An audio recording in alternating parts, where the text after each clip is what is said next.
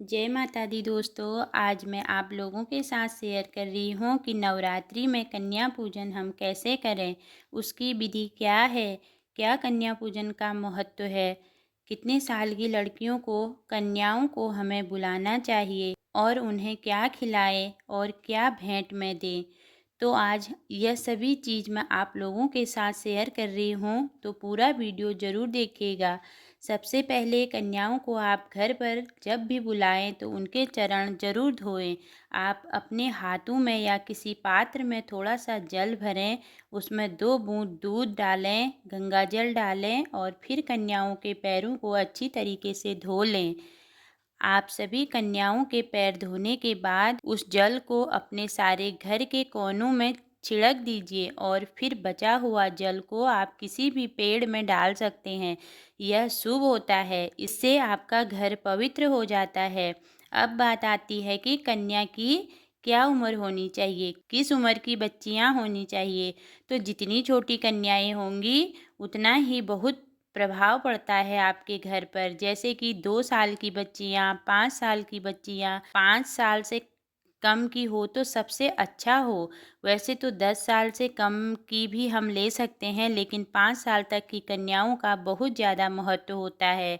छोटी छोटी कन्याओं को आप ले सकते हैं और आपको उनके पैर धोने के बाद उनको टीका लगाना है, उनको अक्षत लगाना है, लाल चुनरी पहनाना है और फिर भोजन कराना है।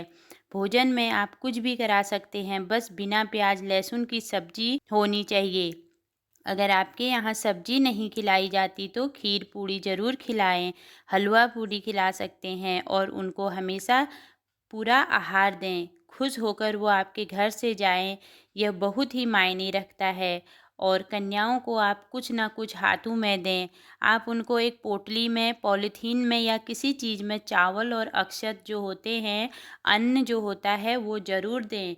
फल ज़रूर दें। कोई भी गिफ्ट आप ले सकते हैं बच्चियों के लिए। उपहार के लिए फल और दक्षिणा यानी कि कुछ पैसे और अनाज देना बहुत ही शुभ माना जाता है। आपके घर में कभी भी धन धान्य की कमी नहीं होगी। कन्या पूजन करने के बाद क्या महत्वपूर्ण होता है, अगर आप 9 दिन का व्रत कर रहे हो या फिर 9 दिन की पूजा कर रहे हो नवरात्रि में, तो कन्या पूजन का बहुत ज़्यादा महत्व होता है। साक्षात माता रानी आती है आपके घर में और आपको कन्या कितनी बुलानी चाहिए, तो 9 कन्याओं को आपको बुलाना चाहिए। 9 कन्याएं और एक लड़के को ज़रूर बुलाना चाहिए। इसको हम लोग लंगूर बोलते हैं। ये करने से आपको बहुत ही फायदा होगा। और जब भी कन्याएं आपके घर से जा रही हों, आपको उनसे एक बार यह कहना ज़रूरी होता है कि आप फिर से आएगा मेरे घर में। तो जाते जाते उनसे यह ज़रूर बोलें कि फिर से आना मेरे घर।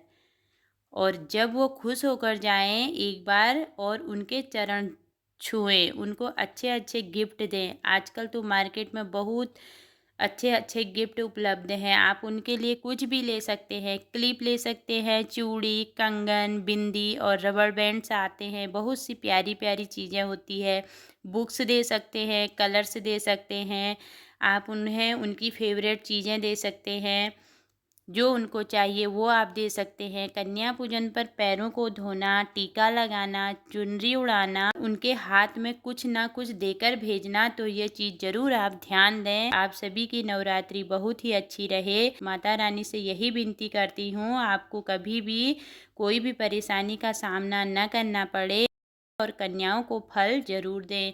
हाथों में फल देना बहुत ही शुभ होता है। आप ड्राई फ्रूट्स का पैकेट बनाकर भी रख सकते हैं बच्चों के लिए। कन्याओं के लिए वो बहुत शुभ होता है। और अगर आप चाहते हैं कि आप कुछ ऐसा चीज़ देना चाहते हैं अनाज में, तो आप चावल दे सकते हैं, आप उनको कुछ भी दे सकते हैं जिससे कि वो अपने घर लेकर जाए। यह बहुत शुभ होता है। आपका जो भोजन भंडार है वो कभी ख़त्म नहीं होता है, इसलिए आप ज़रूर उनको यह चीज़ें दें। चावल, फल, दक्षिणा और गिफ्ट्स वगैरह ज़रूर दें। इससे आपके घर में कभी भी पैसों की कमी नहीं होगी।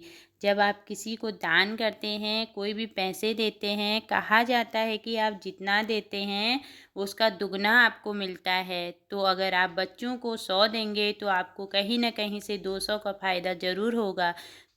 तो ज़रूर आप माता रानी की कन्याओं को निमंत्रण दें, उनका आदर सत्कार करें और कुछ न कुछ उन्हें भेंट ज़रूर दें। आप सभी को नवरात्रि की बहुत बहुत शुभकामनाएँ।